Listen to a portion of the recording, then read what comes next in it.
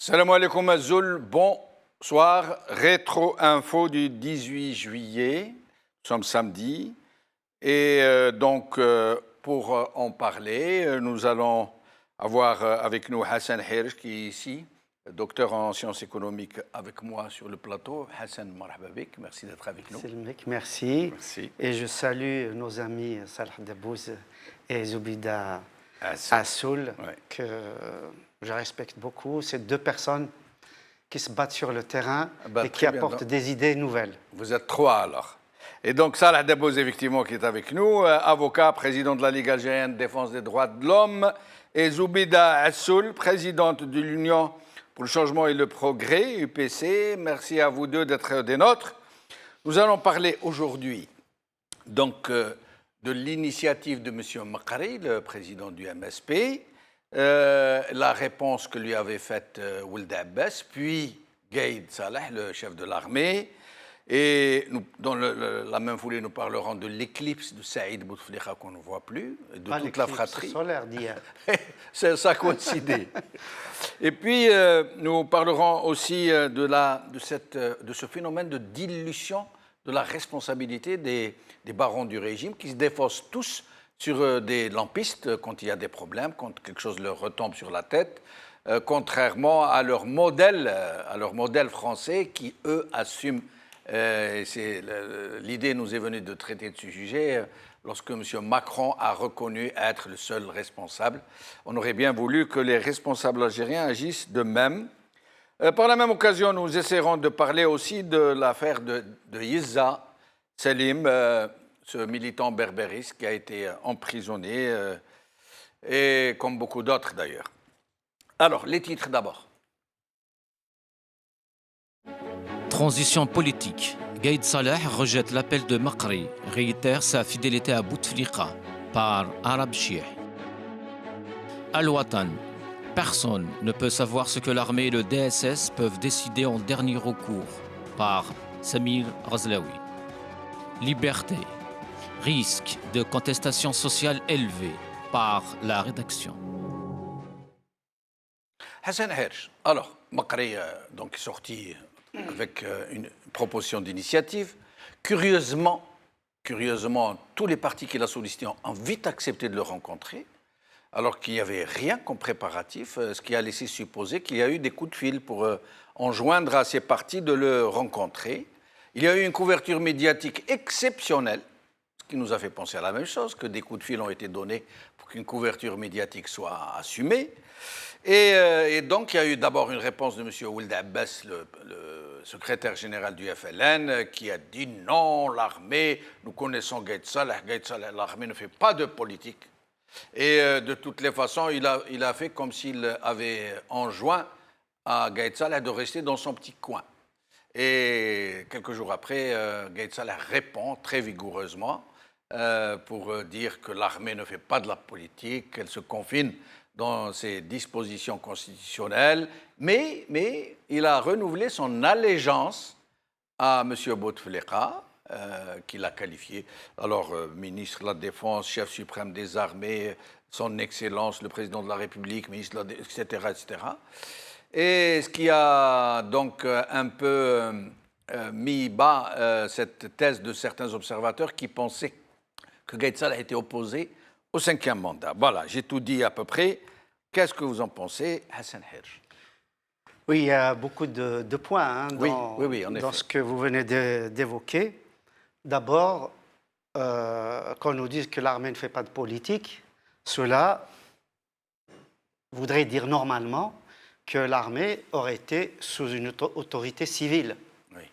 Or, l'armée n'est pas sous une autorité civile. Il n'y a même pas de ministre de la Défense depuis le coup d'État de Boumedienne. C'est le président Bouteflika. Voilà, donc il cumule les fonctions, ce qui est déjà quelque chose d'anormal dans une république, et surtout une république qui se prétend une république démocratique. Donc on sait très bien, et ça l'histoire c'est très important dans ce qui se passe aujourd'hui, parce que comme dit le grand psychiatre et psychanalyste américain et américano-canadien Eric Berne, quand on ne règle pas un problème, il y a de fortes chances que le scénario se reproduise. Donc, le premier qui a appelé à ce que l'armée ne fasse pas de politique, c'est Abban Ramadan, son congrès de la Soumam.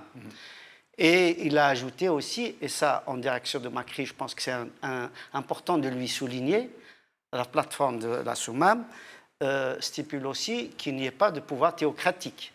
Donc autant M. Makri est dans son rôle d'appeler à l'armée de ne pas faire de politique, autant nous aussi, en tant qu'observateurs, nous sommes dans notre droit d'appeler M. Makri à ne pas utiliser la religion à des fins politiques. Ça, c'est les deux mamelles de la problématique algérienne. C'est-à-dire que l'armée et la religion s'occupent du politique.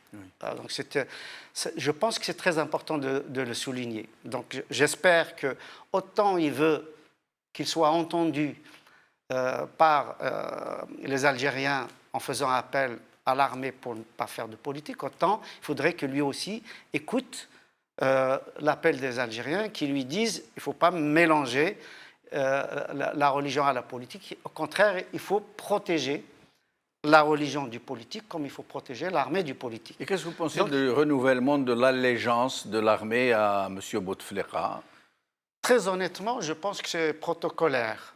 Je pense que c'est un discours qu'il a déjà prononcé à plusieurs reprises, qu'effectivement, il est, lui, sous l'autorité du président de la République et que l'armée protège les institutions, incarnées normalement par le président de la République. Vous ne pensez pas qu'il y ait deux clans rivaux au sein de l'armée qui s'affrontent au sujet de l'option du 5e mandat? Il y a certainement plusieurs clans, de mon point de vue. Oui. À partir du moment où le pouvoir algérien est un pouvoir multicéphale, qu'il y a le clan russe, qu'il y a le clan américain, le clan français, le clan saoudien, le clan des affaires, forcément, il y a confrontation pour la succession, parce que, évidemment, nous sommes à un tournant, on ne sait pas trop si Bouteflika, étant donné son état de santé, va tenir jusque-là et qu'on puisse renouveler son mandat pour qu'il y ait un statu quo, ou bien est-ce qu'on peut trouver quelqu'un, éventuellement, qui peut faire office de président de façade et qu'on continue encore, là aussi, le statu quo, ou bien une révolution, c'est-à-dire des élections libres. Ce qui, aujourd'hui... Ça ne peut pas tomber du ciel comme ça, malheureusement. Vu les circonstances. Malheureusement. Cela dit, avec toutes les affaires auxquelles on vient d'assister, avec, comment dirais-je, la panique qu'il y a au sein des instances, non pas au sein des institutions, mais au sein de ceux qui dirigent, au sein de ceux qui ont le pouvoir, souvent illégitime d'ailleurs, qui ne correspond pas aux données institutionnelles, et on sent qu'il y a une panique. Et donc, il n'est pas du tout exclu qu'il y ait un basculement, comme ça a été dans un certain nombre de pays africains. Ça a été le cas du Zimbabwe. Ça a été Vous voulez dire un coup d'État éventuel, un coup de force? Même au Zimbabwe, on ne l'a pas appelé coup d'État. On l'a appelé un réaménagement. Ouais, voilà, on l'a poussé gentiment dehors. Un peu comme ce qui s'était passé avec Bourguiba, ce qui est en train de se passer au Congo. Et par la même occasion, le Conseil constitutionnel a été un peu renouvelé, réaménagé, quelques nouveaux membres. Voilà. Mais le problème de toute façon de l'Algérie, ça a toujours été l'opacité. Oui. Et donc, bien malin à celui qui dira voilà ce qui va se passer. Nous sommes obligés d'émettre un certain nombre d'hypothèses. Alors, Zoubida Assoul, qu'est-ce que vous pensez de toute cette histoire, dans toute cette opacité, justement? Bonsoir, Si Jamel. Bonsoir. Bonsoir à Si Hassan Heresh sur le plateau. Merci. Et mon confrère et ami Maître Debboz. En fait, franchement, il y a beaucoup de choses à dire sur cette situation. D'abord sur l'appel du président du MSP, de l'intervention de l'armée pour la transition démocratique, et puis de la réponse du chef d'état-major qui lui a été adressée directement, bien que M. Mokri dit que c'est pas pour lui, la réponse n'était pas pour lui. Bon, la première des choses, c'est que moi, ce qui me désole, aussi bien au niveau des institutions de l'État qu'au niveau de certaines classes politiques, pour ne pas être dans les généralités, c'est que nous n'apprenons pas de nos erreurs du passé. C'est-à-dire qu'en principe, l'Algérie, avec tout ce que nous sommes, ou par quoi nous sommes passés les derniers temps, les crises politiques, les crises économiques qui se succèdent et qui se ressemblent, mais maintenant les conséquences sont de plus en plus graves sur la vie des citoyens, sur la stabilité du pays et sur même le devenir de l'Algérie. À partir de là, moi je suis étonnée que des partis politiques appellent l'armée à intervenir. Nous, ce que nous disons, que ce soit en tant que chef de parti de l'UCP ou en tant que porte-parole de Moatana, nous disons à l'institution militaire, c'est que l'institution militaire a une grande responsabilité dans la situation à laquelle nous sommes arrivés aujourd'hui. Et qu'à ce titre-là, elle a l'obligation constitutionnelle d'assainir la situation. Par contre, qu'est-ce que vous voulez dire, Zoubida Assoul? Zoubida Assoul, qu'est-ce que vous voulez dire? Elle a l'obligation d'assainir la situation. Qu'est-ce que vous voulez dire?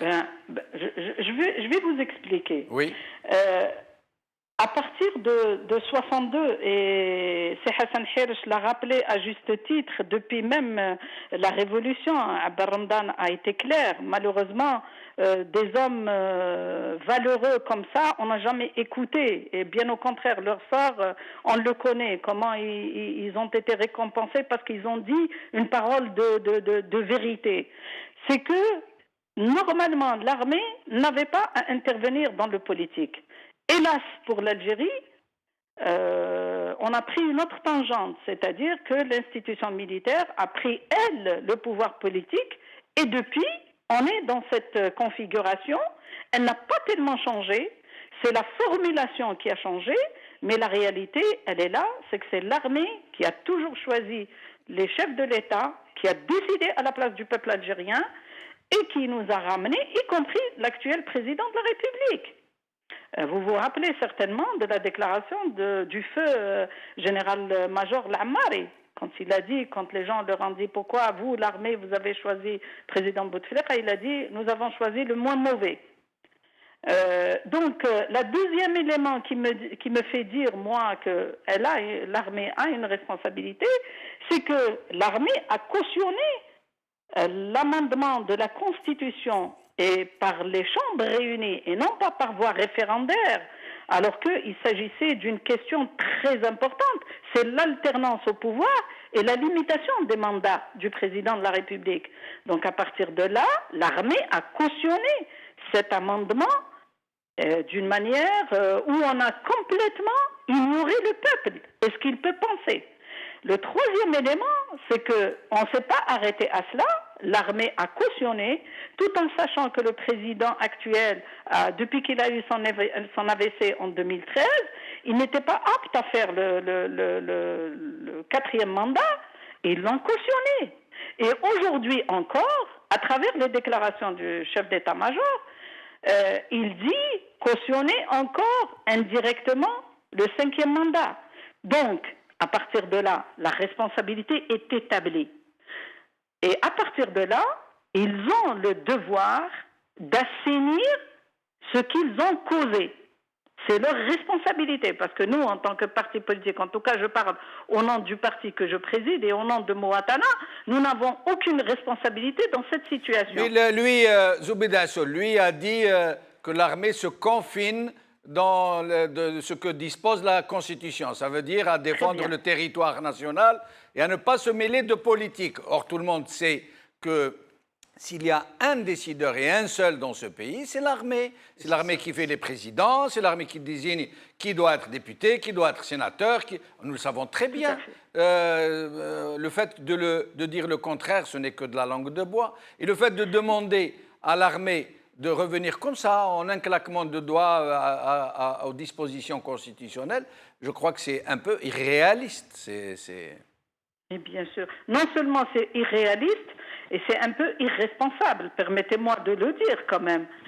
Je vais vous dire sur la réponse du chef d'état-major. Quand il dit que l'armée se confine dans ses missions constitutionnelles, eh bien moi j'aimerais bien, mais je vais juste vous apporter la preuve que depuis le temps, l'armée s'est toujours mêlée de la politique, et c'est elle le faiseur des présidents et des chefs d'État en Algérie, mais encore plus en ce qui concerne le chef d'état-major actuel.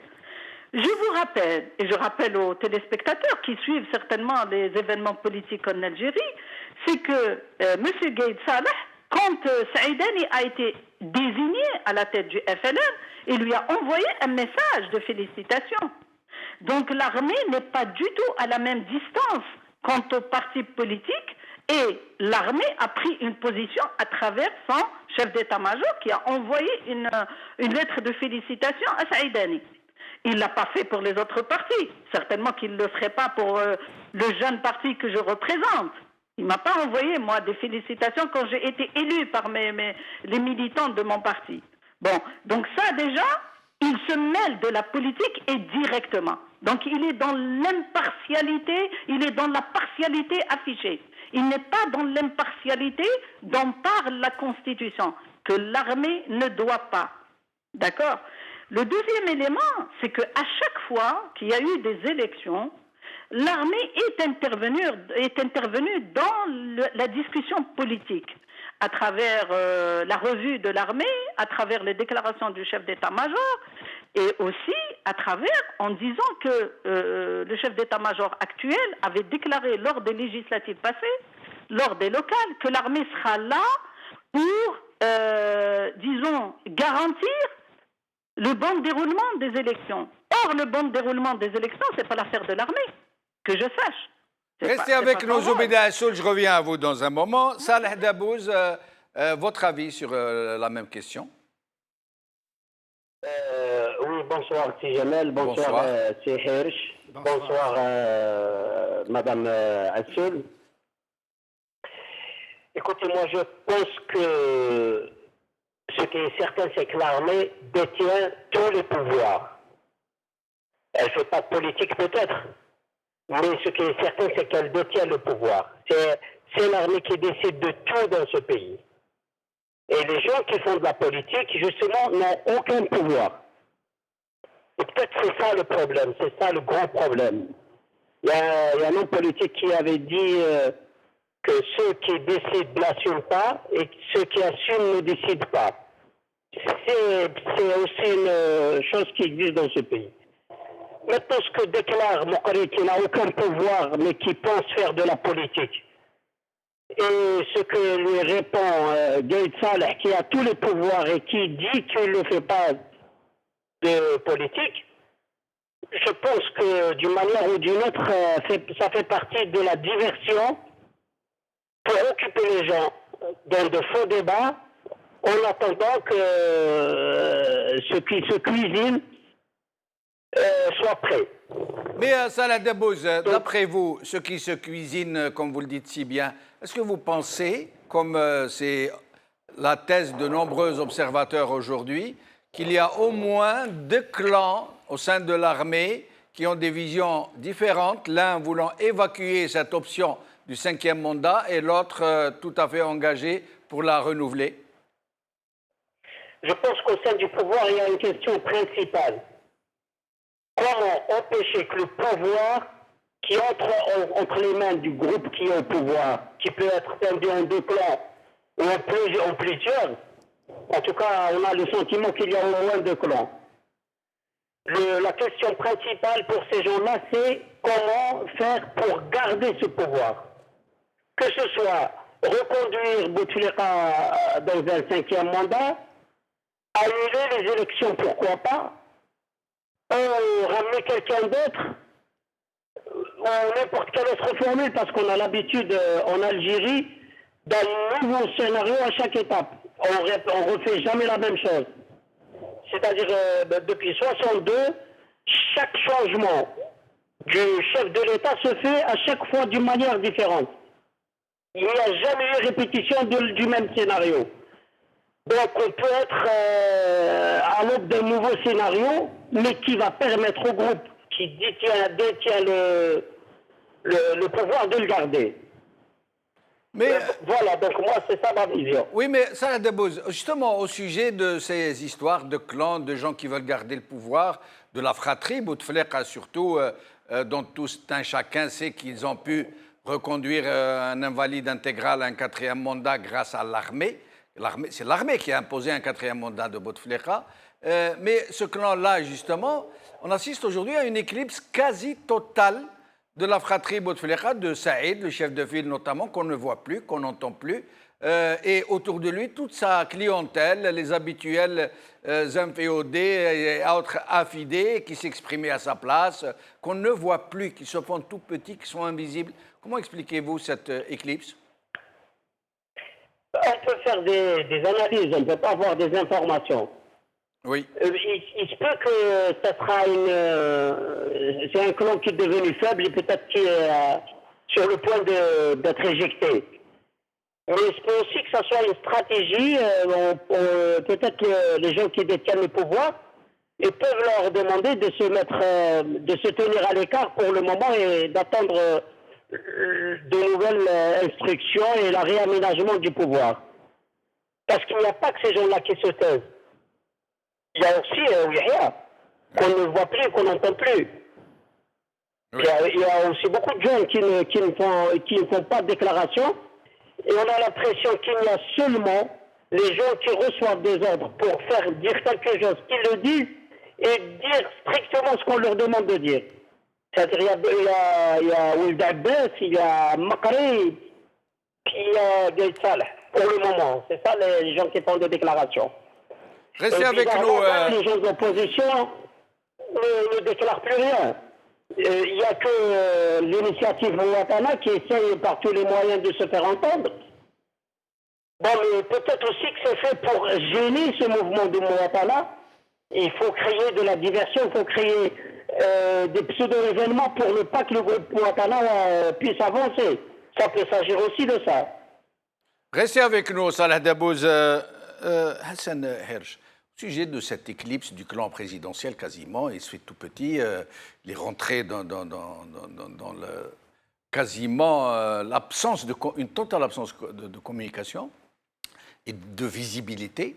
Et dans le même temps où beaucoup de gens sont en train de supputer qu'il n'y aura pas de 5e mandat. Je pense très honnêtement qu'ils attendent le moment venu, le moment où on leur dira d'agir ou de ne pas agir. Oui. On sait très bien que toutes les personnes là, tout l'aéropage dont vous parlez, Jamaldine, qui était aux avant-postes lors du 4e mandat, aujourd'hui, effectivement, s'ils s'éclipsent, ce n'est pas parce qu'ils sont pour ou ils sont contre le 5e mandat, c'est parce que tout simplement ils attendent les ordres des décideurs. Ils voient d'où vient le vent, quoi. Voilà. Comme les décideurs ne sont pas encore fixés, et donc pour le moment ils se taisent, ils restent en réserve. Et en plus, quand le chef parle, les petits chefs ils se taisent. Quand Gaïd Salah intervient, je ne vois pas comment c'est possible pour que cet aéropage-là puisse prendre la parole, parce qu'il peut avoir des cafouillages, il peut avoir des contradictions, etc. Donc on laisse la parole du grand chef, et puis on va venir après. Mais le grand chef vient de s'exprimer. Voilà. Il vient de renouveler son allégeance à M. Bouteflika, ça veut dire à un 5e mandat éventuellement. Jamaldine, très honnêtement, ce qui est dit officiellement ne signifie pas que c'est ce qui se trame derrière le rideau. Ce n'est pas parce qu'il est dans une ostentation d'allégeance, etc., que c'est la réalité. Il voudrait tromper l'ennemi. C'est peut-être, oui, c'est peut-être de la poudre aux yeux, on ne sait pas. À partir du moment où ils ont une opacité, il y a forcément la politique de la sèche, hein, on lance comme ça. De l'encre pour jeter encore plus de troubles. Pour que les choses continuent tranquillement derrière. Hein. Maintenant, quant à ce que le chef d'état-major dise que l'armée ne s'occupe pas de politique, 2 événements tragiques, Jamaldine. Et c'est depuis ce moment-là. L'ALN l'armée de libération nationale, a appelé à Ben Ramdan au Maroc, à Ben Ramdan, chef de la révolution algérienne, membre du CCE, l'a appelé au Maroc pour l'assassiner. Oui. Et l'ANP appelle Boudiaf du Maroc vers l'Algérie pour l'assassiner.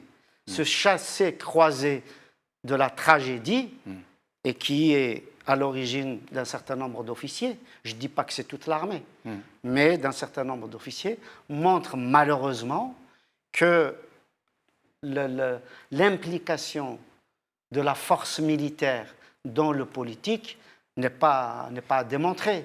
On l'a vu aussi comment Khaled Nzar a demandé à Chadli Benjedid de s'effacer pour passer à autre chose. Et on a vu pour interrompre un processus électoral. On a vu comment il a obtempéré.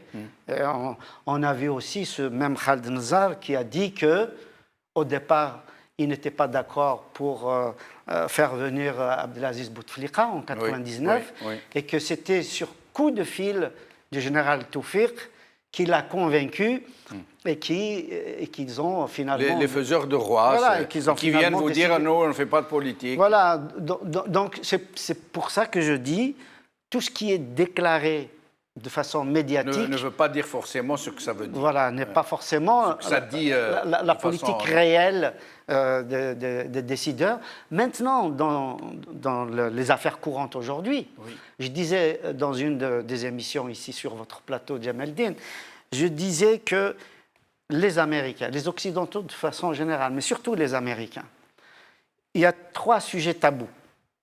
Il y a le sujet du terrorisme, il y a le sujet d'Israël et il y a le sujet de la drogue dure.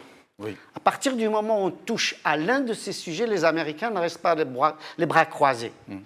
Donc ce qui se passe autour de 700 kilos de cocaïne peut être un élément de décision dans ce qui va se passer par la suite en 2019 sous pression des États-Unis qu'on sait qui se mêlent des affaires. Oui, ils ont envoyé une délégation, semble-t-il, on voit par exemple américains. La pression qu'ils sont en train de faire au Congo pour Joseph Kabila, la pression qu'ils ont exercée sur Mugabe au Zimbabwe. Je peux multiplier les exemples pleins, aussi bien en Amérique Encore du que Sud l'Algérie, c'est plutôt la chasse gardée des Français sur un consensus franco-américain. Mais Zoubida Assoul, justement au sujet de cette histoire de cocaïne, de limogeage, d'arrestation, de complicité de très hauts barons du régime dans cette connexion, qu'en est-il de la justice algérienne, Zoubida Assoul, dans cet échiquier politique, si on peut dire?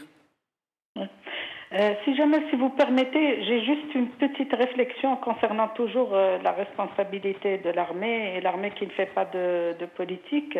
Oui. C'est pour dire tout simplement que les gens qui ont rédigé le discours du chef d'état-major, cette fois-ci pour répondre à Maqri, malheureusement, quelqu'un qui a rédigé, il ne maîtrise pas visiblement les concepts juridiques. Parce qu'il a dit dans sa déclaration que la seule tutelle que l'armée accepte, c'est la tutelle du chef de l'État.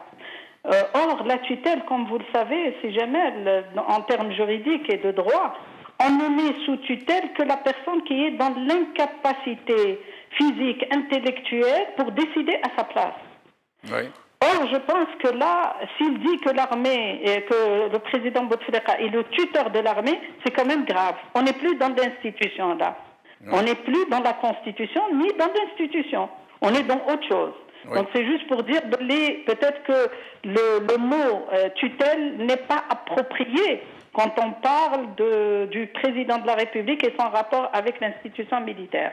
Maintenant, je vais répondre à votre question concernant cette affaire de la cocaïne. Je ne sais pas si vous avez suivi un peu les déclarations de Maître Younsi, qui est l'avocat de Cheikh Kamel, le surnommé le Boucher. Oui. Il a présenté une demande au juge d'instruction pour auditionner l'ancien directeur général, le Hamel. Oui, en effet. Qui a été limogé. Et il l'a demandé pour 3 raisons précises. La première, c'est que le Hamel, dans sa déclaration avant son limogeage, il avait dit qu'il y avait des irrégularités dans l'enquête préliminaire. Le deuxième élément, c'est qu'il a dit qu'il avait des dossiers concernant cette affaire et qu'il allait les remettre à la justice. Et le troisième élément qu'il a demandé, ou la raison qui justifie sa demande d'audition de l'Hamel, c'est de comprendre quelle est sa relation avec Kamel Bouchi et quel type de relation ils avaient. Donc voilà un peu les contours de la demande de la défense de Kamel Bouchi. Maintenant, cette affaire, je ne vais pas revenir sur ce qu'a dit Hersh avant, c'est de dire que cette affaire, c'est une affaire d'État maintenant, ce n'est plus une affaire judiciaire de droit commun. Oui, mais la justice dans tout ça, Zoubeda Assoul, la justice en tant qu'institution, est-ce qu'elle est séparée du pouvoir? Est-ce qu'elle attend des injonctions? Comment nous regardent les institutions internationales? Comment nous évaluons? Qu'est-ce que vous pourriez nous dire, vous, en tant que spécialiste du droit, en tant qu'avocate, en tant qu'ancienne juge, à votre avis? Oui, merci beaucoup. Vous me tendez la perche, justement, c'est ce que j'allais dire. En fait, l'affaire de la cocaïne, selon les éléments qui un peu nous paraissent à travers la presse ou quelques fuites organisées que nous recevons, c'est qu'on a essayé de dévier un peu l'affaire en allant vers tout ce qui est trafic d'influence, les relations de l'Bouchi avec les magistrats, les logements, la corruption, etc., etc. Bon. Mais sauf que l'affaire de la cocaïne, d'abord, le premier élément qui démontre que la justice n'est pas indépendante, c'est qu'il n'y a pas de porte-parole de la justice, c'est-à-dire le procureur général, ou un porte-parole de la Cour d'Alger qui, lui, doit faire une conférence de presse hebdomadaire où il informe les citoyens parce que c'est une affaire d'État, parce que c'est une affaire qui intéresse l'opinion publique nationale et internationale. Et donc, il n'y a pas ça. Ça veut dire que la justice aussi est dans l'opacité. Je ne parle pas du secret de l'information. Le secret de l'information est quelque chose d'important, il faut le préserver.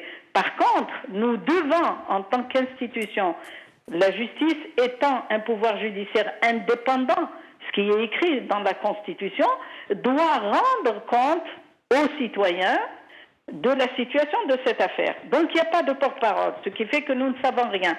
Le peu de déclarations que le garde des Sceaux a faites, c'est qu'il a dit « j'en ai trop dit ». Mais en fait, il n'a rien dit.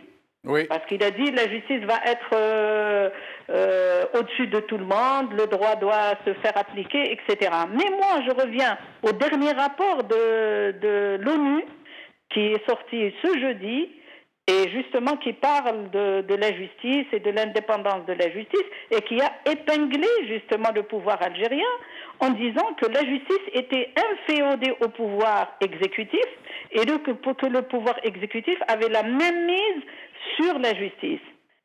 Donc ça, c'est clair. Le deuxième élément que ce rapport fait référence, c'est qu'il a appelé les autorités algériennes à revoir la loi sur les manifestations publiques et pacifiques, chose que nous, en tant que Mouatana, on avait déjà adressé la saisine au Conseil constitutionnel et on l'a adressé à tous les groupes parlementaires de l'opposition de manière à saisir le Conseil constitutionnel pour faire abroger cette loi-là qui est anticonstitutionnelle, qui est en totale contradiction avec l'article 49 de la Constitution qui garantit le droit aux citoyens algériens, quels qu'ils soient, à des manifestations pacifiques, qu'elles soient d'ordre politique ou d'ordre socio-professionnel.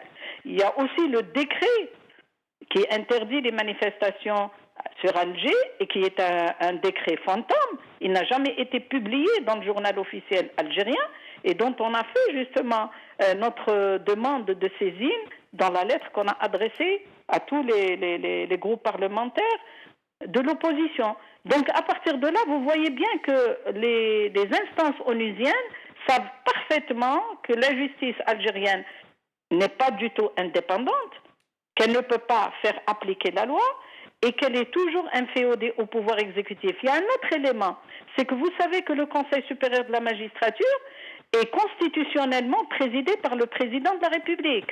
Or, depuis que le président est malade, depuis 2013, ce Conseil supérieur de la magistrature est présidé par le garde des Sceaux. C'est-à-dire que c'est le ministre de la Justice qui, lui, fait partie de l'exécutif, qui préside le Conseil supérieur de la magistrature, qui a la mission de gérer les carrières des magistrats, c'est-à-dire les promotions, les nominations, les mutations, la discipline, etc. Donc, comment voulez-vous que cette justice soit indépendante? Et restez avec nous, Zobeda Assoul. Justement, Dabou Saleh, dans ce cadre de la justice, dont tout le monde sait qu'elle n'est pas indépendante, dont tout le monde sait qu'elle n'est pas séparée du pouvoir exécutif, mais bien au contraire qu'elle lui est inféodée de façon quasi totale, l'affaire Yezza Salim, ce jeune militant berbériste qui a été appréhendé, mis en prison et contre lequel le procureur a requis 2 ans de prison ferme, je crois. Est-ce que vous pourriez nous faire une genèse de l'affaire Salah Dabbous? Alors, pour Salim Yezza, il a écrit un article qu'il a publié dans une page Facebook où il déclarait sa solidarité à une communauté qu'il jugeait mise sous injustement subissait la violence d'un groupe avec la protection de l'État. Et dans son article, il explique ça. Il reprochait aux Algériens leur indifférence par rapport à de telles situations. Donc, son père, Toufala Rahman, dernièrement, et quand il est rentré pour assister à l'enterrement, il n'y avait aucun mandat d'arrêt contre lui. Il est rentré le 3 juillet. Apparemment, quelqu'un aurait fait bouger les choses pour dire qu'il est impliqué dans les événements de Gherdaya. Donc, un dossier a subitement vu le jour et a bougé. Ils lui ont délivré un mandat d'arrêt qui l'a empêché de quitter le territoire le 14 juillet. Et donc transféré, arrêté à l'aéroport de Biskra, transféré à Gherdaya. Et il a été jugé. Le procureur a requis 2 ans de prison ferme, avec, je crois, 50 000 dinars d'amende, accusé d'incitation à la violence et incitation à la haine. Tout ce que je peux dire, c'est que l'article est exactement le contraire de ces accusations. C'est-à-dire, dans l'article, il appelle à la solidarité, à la séparation du religieux de ce qui est politique, et à ce que des crimes commis d'une façon horrible à Gherdaya soient pris en charge d'une façon sérieuse sous le contrôle du peuple algérien. Salah Dabbous, est-ce que cette décision d'actionner la justice contre ce jeune militant ne procède-t-elle pas plutôt d'une sorte de panique de ce régime de voir, parce que jusque-là, ils ont toujours traité les cas identitaires berbères de façon séparée, les Kabyles de façon séparée, les Mozabites de façon séparée, Chaoui à Kifki. Le fait que ce jeune Chaoui se soit engagé aux côtés de ses frères Mozabites et qu'il ait dit « nous sommes tous des Mozabites, je suis Mozabite moi aussi », est-ce que c'est cela qui a fait craindre au régime une sorte de jonction entre les revendications identitaires, entre les militants identitaires, d'où qu'ils soient? Alors, Salim n'a pas dit « je suis Mozabite moi aussi ». Il a dit « je suis Mozabite » et que celui à qui ça lui plaît pas, c'est-à-dire en arabe, il a dit « ana Mozabi » ou « li ma yajbouch al-hal yajma'hum ». Oui. En s'inspirant du titre d'une pièce d'Aslim Ben Issa intitulée « ana Chaoui ou li ma yajbouch al-hal yajma'hum ». Mais c'est pas ça qui a géré les gens qui ont fait bouger les choses. Moi, j'ai l'impression que c'est une histoire personnelle. يعني كل واحد ولا زوج ils ont fait bouger les choses à travers des services de renseignement et de sécurité. Et là, on a l'impression que les institutions de l'État sont devenues manipulables. C'est-à-dire, quelqu'un pouvait avoir rappelé un élément des services de renseignement, et ils ont pu contacter Rdaya en leur demandant de former un dossier, et un dossier a été formé. Pourquoi je dis ça? Parce que le juge d'instruction a renvoyé le dossier devant le tribunal, je crois le 2 ou le 3 juillet, non, c'est le 3 juillet, c'est le jour d'arrestation de... Et la demande d'ouverture d'information judiciaire, et je pense, si je ne me trompe pas, elle doit être antidatée. C'est le seul document qui est daté du 7 avril 2018. Pourquoi une demande d'ouverture d'information judiciaire est-elle datée de 7 avril 2018 pour des faits qui remontent à 2014, janvier 2014? Donc la manipulation est flagrante. A fortiori, que nous dit-on que la fiche de police ne figurait que sur l'aéroport de Biskra, alors qu'habituellement, quand une fiche de police est envoyée, c'est à tous les niveaux, à tous les postes frontières, dans tous les aéroports, dans tous les ports. Restez avec nous, Salah Dabouz. Hassan Her, sur ce point, avant que nous passions au point suivant. D'abord, dire que je connais très bien Salim Yeza, c'est un militant des droits de l'homme, un militant des droits culturels. Il faut rappeler aux téléspectateurs qu'il habite en France. Oui. Il réside ici, dans la région parisienne. Et qu'il venait de perdre son père. Il était parti en Algérie pour assister aux funérailles de son père. Oui, tout à fait. Pourquoi je dis ça? Pourquoi je rappelle qu'il réside en France? Parce qu'on l'accuse de créer un désordre public. Oui. Une des accusations majeures, c'est trouble à l'ordre public. Incitation à la haine. Donc les Algériens doivent comprendre que comment un militant simple qui n'a même pas de parti politique, rien, comment à partir de Paris... On lui reproche aussi d'être passé à France 24 et d'avoir lancé un appel depuis cette chaîne de télévision. Mais on lui reproche beaucoup de choses à partir de là.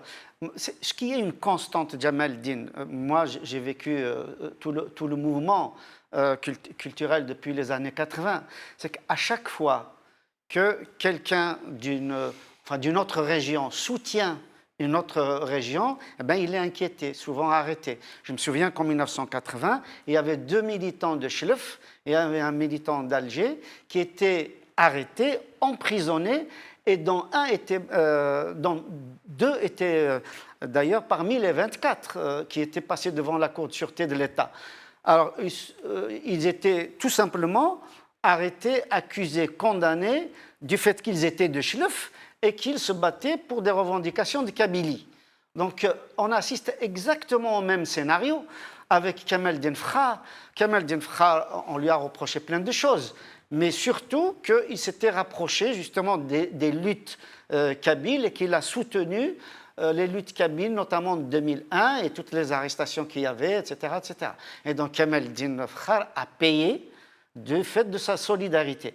Et Salim Yeza, qui est des Horaces, et qui effectivement a soutenu de façon inconditionnelle, parce que c'est un militant des droits de l'homme, il a soutenu de façon inconditionnelle le mouvement Mzab, qui est un mouvement légitime, il faut le rappeler, qui est une région qui est complètement réprimée injustement pour des raisons politiques que de toute façon nous connaissons aujourd'hui et qui vont se révéler au fur et à mesure, qui n'ont rien à voir avec ce qui a été dit de façon officielle. Eh bien, ce Salim Yeza, qui est désormais a soutenu le Mzab, eh bien, il subit les mêmes foudres de guerre, c'est-à-dire que comme si on empêchait une convergence des forces, une convergence des militants des régions algériennes.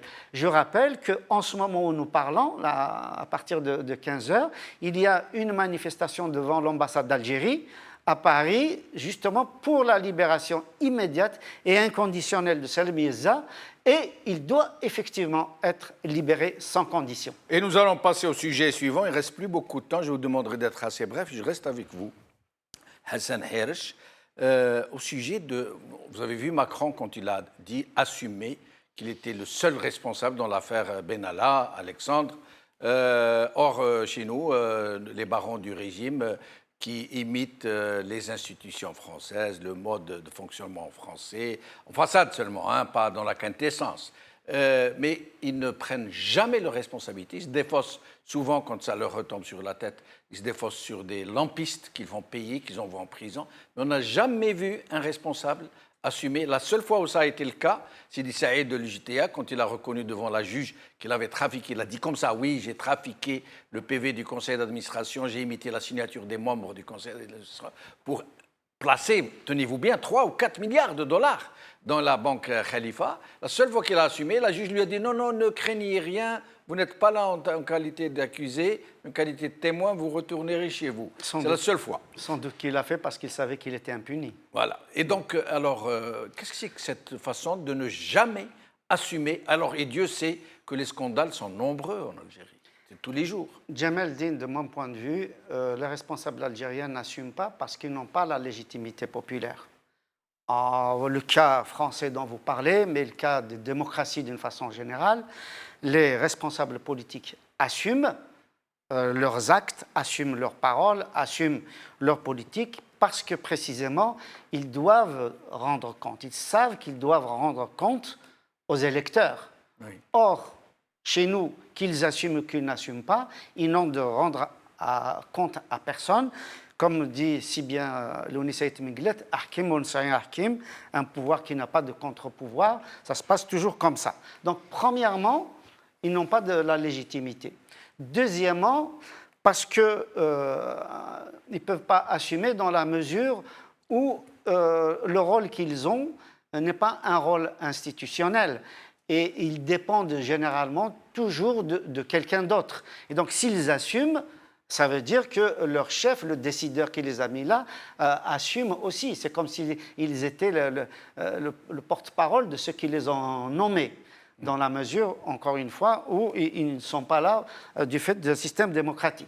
Et enfin, troisième et dernier point, et qui n'est pas négligeable du tout, Jamel Dine, c'est que on néglige souvent le côté psychologique chez nos politiques. Il y a malheureusement beaucoup d'infantilisme dans les rapports politiques en Algérie. Or, on n'assume pas quand on dit c'est toujours la faute de l'autre. Oui. Quand c'est jamais soi, c'est toujours la faute de l'autre. Personne n'est responsable quand ça va mal. Ça, il n'y a pas besoin d'avoir été à l'école freudienne ou jungienne ou lacanienne pour savoir que, quelque part, c'est un infantilisme politique. Zoubida Assoul, sur le même sujet, pourquoi ces responsables algériens n'assument-ils jamais? Pourquoi ne font-ils pas face à leur turpitude, à leur scandale, à leur responsabilité, tout simplement? Je voudrais, si vous permettez, dire un mot sur Salim Yezza, parce que... Oui, mais rapidement, il ne reste... Deux mots, oui. Juste pour dire que c'est une affaire où il y a prescription sur le plan du droit. Donc, parce que l'affaire qui s'est passée, lui, il a écrit cet article en 2014. Or, nous sommes en 2018, il y a plus de 3 ans, donc il y a prescription. Donc, nous, on a soutenu en tant qu'UCP Salim Yezza et on a demandé sa libération immédiate et inconditionnelle parce que c'est de la détention arbitraire. On lui a fabriqué un chef d'inculpation sans raison et c'est là, encore une fois, qu'il démontre que la justice est instrumentalisée à des fins politiques. Alors, en moins d'une minute, Zoubida Assoul... Oui, votre question concernant la responsabilité, oui, les raisons sont connues comme les a bien identifiées Hassan Hersh, mais c'est une vérité, sauf que chez nous, quand ça ne va pas, nos responsables politiques, il n'y a pas de responsabilité politique, il n'y a pas de conséquence de la responsabilité politique. À chaque fois que ça ne va pas, ils nous l'ont dit, ils le disent toujours, c'est la fête du peuple. C'est la faute de l'Mu'arada, c'est la faute de tout le monde, sauf la leur. Ils ne sont jamais responsables de rien.